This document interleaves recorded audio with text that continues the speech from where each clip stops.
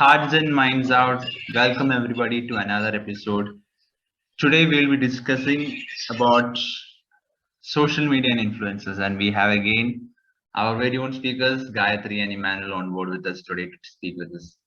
And so, guys, welcome back again to another new talk. Hi, happy to be back. Okay, Thank you, but you changed the topic. yeah. I wanted one person to be prepared and the other person to be organic. That's why I had only told one person.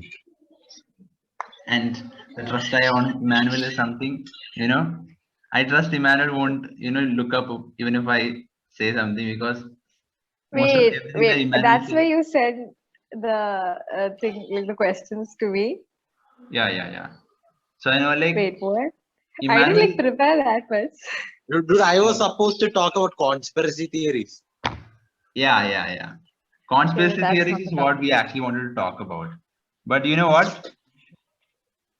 Actually, I I mean, thought, it's fine. I'll just talk about anything. I don't care. yeah, I just thought we'll just switch topics, because I wanted to try something offbeat, and this topic has been in the cards for quite a long time now. I've been trying to do it from Sure.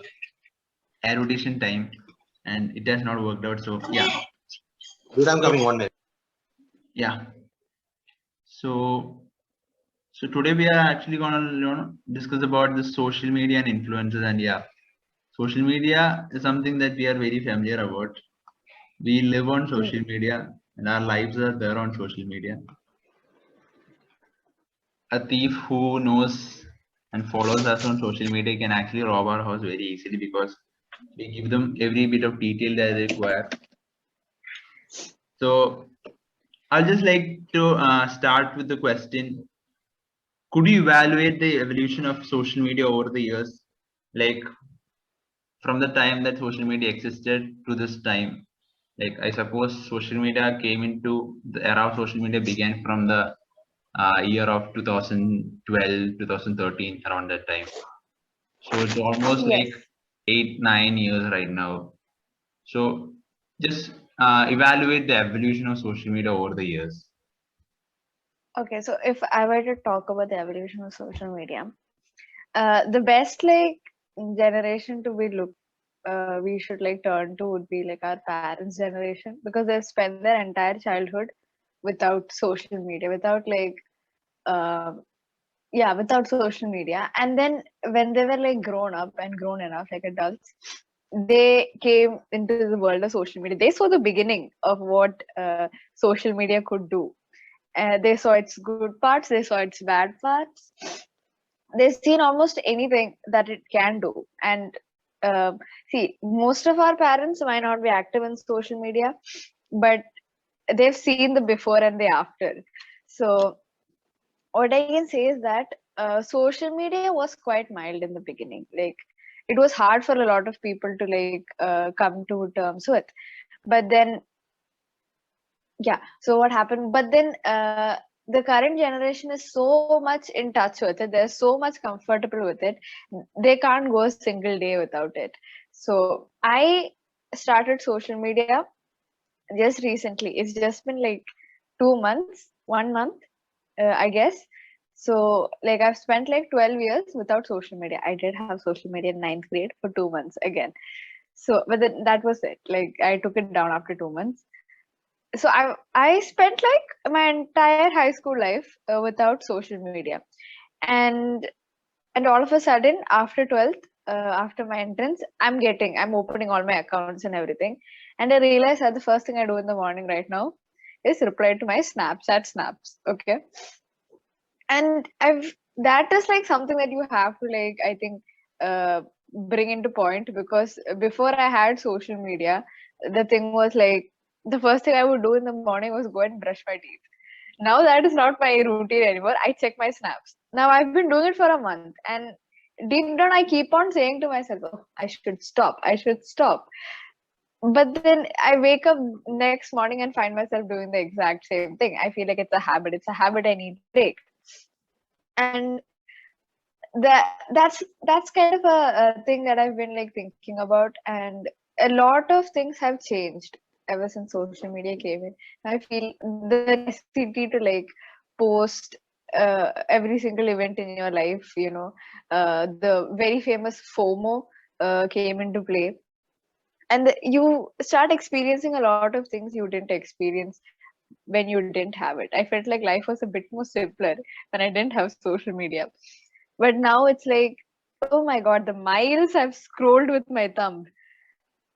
It's just it just changes a lot. Like without changing that much, you still like live in the same place. You still have the same environment, but just because of a few apps, you get more connected to the world, and that somehow changes everything. That's all. So it's like Nehru's quote in another way: "I have miles to go before I sleep." Yes, miles to go, scrolling with my thumb before I sleep. Yeah. We say that every day at 12. You're like, okay, we'll sleep. No, miles to go. 2 o'clock, some more. Someone Now I happens told my daily. parents to like, please cut the Wi-Fi at 11:30. Just cut it off, otherwise I won't sleep. I sleep daily at like 4 now, so I know. 4, 5 is like the regular sleeping time for me. Just watch anime till then. Yeah, Stop. Immanuel. Now Yeah. you can tell me about your evaluation about the evolution of social media over the years, like around time from 2012 to 2013 to actually I mean, now. you can't actually call. I don't think you could actually call it an evolution. Like historically speaking, like when we say evolution, it usually takes like hundreds, like centuries, maybe a millennium, for like creatures or habits to evolve. This just came on and took like maybe what 1 year, 2 years to become an instant success. Like what Gayathri said, like our parents times were way simpler. They didn't have to worry about replying to all their WhatsApp messages in the morning. Like if they ignore a message and then they don't have to worry if the other guy gets offended. You just write a letter and the letter arrives maybe like 2 weeks, 3 weeks. That anticipation itself was a very good feeling, I think. Because right now you're all instantly connected all over. Okay? Whenever you want to send or call somebody from anywhere in the world, we just take our mobile, call them, text them, whatever. And if they don't reply on the first ring or like within the first 5 minutes, we start getting anxious. If they are busy, even though they saw the message and they can't reply, they start getting anxious. And right now, like social media is like what she said. We live in the same place, we live in the same environment, but all our routines have been altered. The moment we all started social media, we can't stop. Most people can't stop. It's an instant addiction right now, especially with the YouTube shorts and the Instagram reels and stuff. Even though you have no friends or no social life, you just simply go on Insta to watch somebody's reels. You don't even know who they are or what they are doing. You just want to watch something with like a good BGM and stuff. Yeah, so as an evolutionary, I don't think it's much of an evolution. Everybody just instantly accepted. The difference was like us kids, we were in an impressionable age. We got addicted to it. We started depending on it way more than the apps are supposed to depend on us. Technically, an app makes money because the consumers use it. So we are more important to them than they are to us. Our parents know that they use all the applications very rarely, or we have many parents who use them to start small businesses or act as Instagram influencers and stuff like that. Rare, but many of them are there. They actually use the applications and stuff. I mean, that's like a positive part of the social media evolution.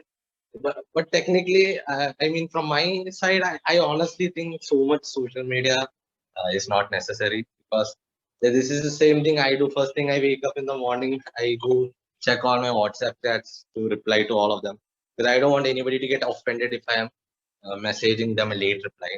I've had people who come back to me like, I usually like, till I started my college time, I didn't use social media at all. In Dubai, I didn't have any social media. That's it. Then the 2 years in India, I was stuck in a hostel. So though that was a simpler time when the maximum usage of a device was to maybe play some games like Angry Birds or something. But right now, since I started college, since I got into social media, I daily have to respond to so many people. It is weakening me emotionally, if I have to say it honestly. That is the best way to say it. Being available and online to reply to everybody's text in and by itself is exhausting as hell. You don't find time for any studies or anything. Every ting sound from your mobile just makes you look up and see what that is. Then you lose all focus on why you took the mobile. Maybe it was to reply to one hi message from your parents to begin with, an innocent chat.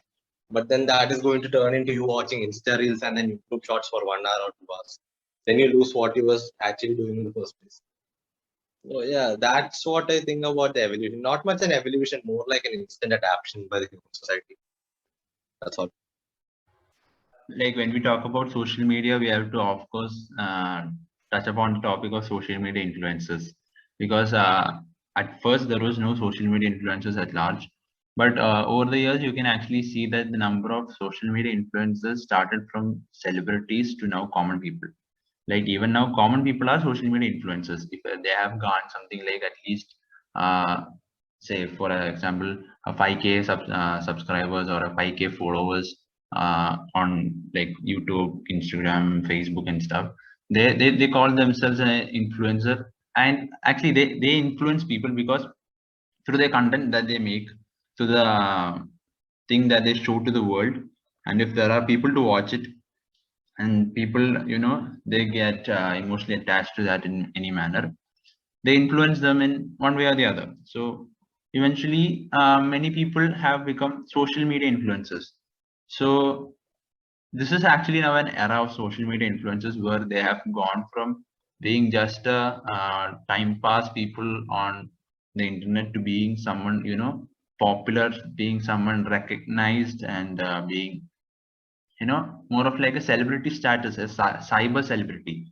That's what you can call them. The cyber celebrity are those social media influencers. So when do you think the social media influencers era began? It didn't of course begin right after the social media came. It came eventually, but you can just tell about this era of social media influencers. Okay. So this influencer, the concept of influencers. Now, this started long back, since 1930s. Yes, we're going to talk about one influencer here. I think one of the first influencers who are recorded in history. Okay, but see, the thing is that in ancient Rome, when gladiators used certain products, gladiators were the influencers back then. So the shoes they would wear, Romans liked it. See, soldiers were like everything for them in ancient Rome. Now, see, the concept of influencers keep changing with time and with the needs of a certain time. So what we could say that in 1760, this is recorded in history as one of the first influencers. Okay, so Wedgwood made a tea set for the wife of King George III. Now royalty approved it. Royalty really liked it, and during that time royalty was the influencers. Anything the royal family did was something of like something to be noticed and something to be done again by other people. So now what this Wedgwood did, this guy is kind of clever. Okay, so Wedgwood marketed his tea set as royally approved. Since the royal family liked it, he started selling his tea set as an exclusive branded thing, which is royally approved. Now this so the price also went up. This is something of a luxury status. So it's a brand which is fit for a king and queen. So that is how he marketed it. So he turned himself into an influencer.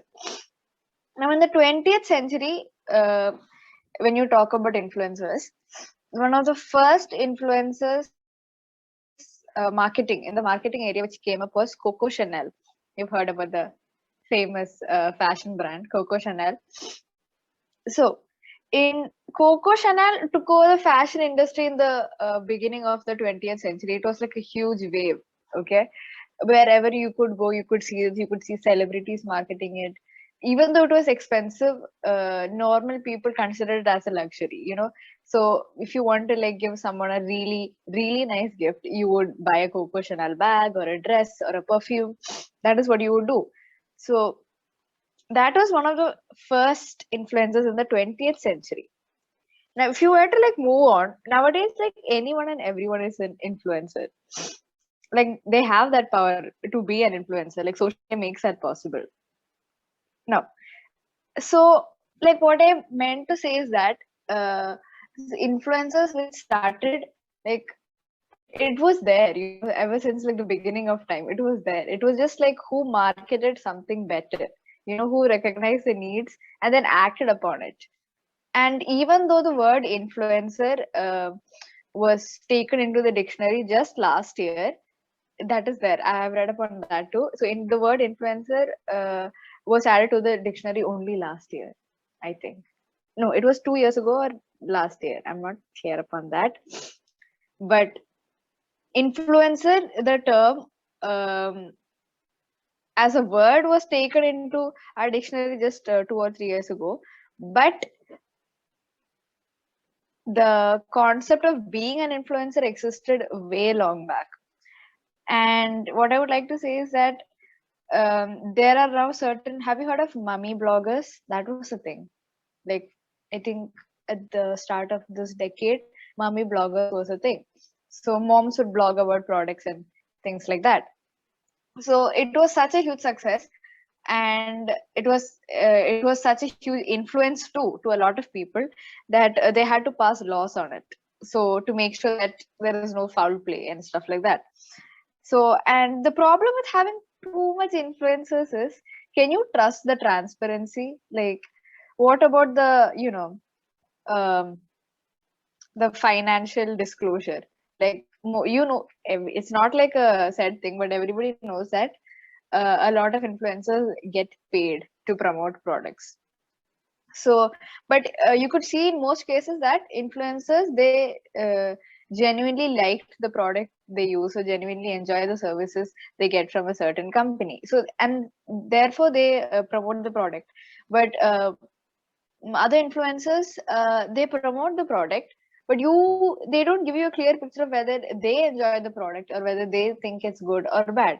So when it comes to like a financial disclosure, that is still unclear in a lot of places, and that is why you as a consumer should pay like really close attention to detail when you go do something or buy something which you've seen online and you've seen other people use it.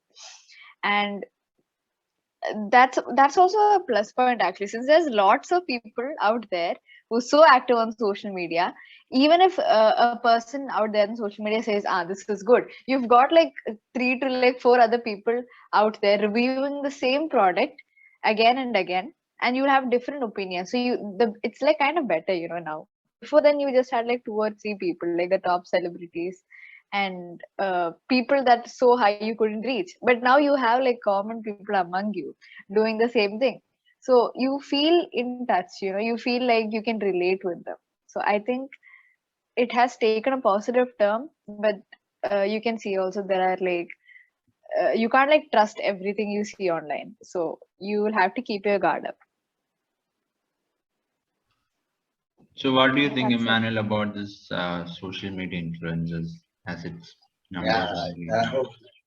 like aside from all the facts she said, like one thing I think that's different from the cyber influencers right now, and the actual the gladiators and the marketing stuff she talked about earlier, was that they actually all proved themselves in their field. Like the gladiators, they didn't become gladiators just by like clicking a few pics or like strutting around wearing nice clothes. They became a gladiator by working and then fighting so many people, shedding blood and all this. But right now, I'm not saying anybody can become an influencer, but if anybody wants to and they like really put their heart into it, almost anybody can become an influencer if they have like decent editing skills and a decent camera setup. Right now, you see people becoming cyber influencers, especially on Instagram and all, for the wrong reasons. Like I'm going to take into context this Instagram guy in Kerala, Dr. Mental 500. Okay, he is an actual doctor, and he just posts random stories on his Instagram stories all day. He was an influencer with around 1 million fan following from Kerala on Instagram. Normally, like local influencers don't actually get that much coverage. And this guy didn't take any money from Instagram. He was not an influencer as such in the way that he took any payment for the money. But he was still an influencer in the sense that he had so many fan following, so much fan following that people would blindly trust anything he says. And then there was a case where some random girl accused him of child rape and putting out child pornography stuff all over Telegram. And there was this huge case. And then before people even actually knew what was happening, all of his fan followers, all these followers, they just randomly went to this girl's DM and started shouting at her and creating a ruckus. Like the type of language used there is unparliamentary in all countries of the world.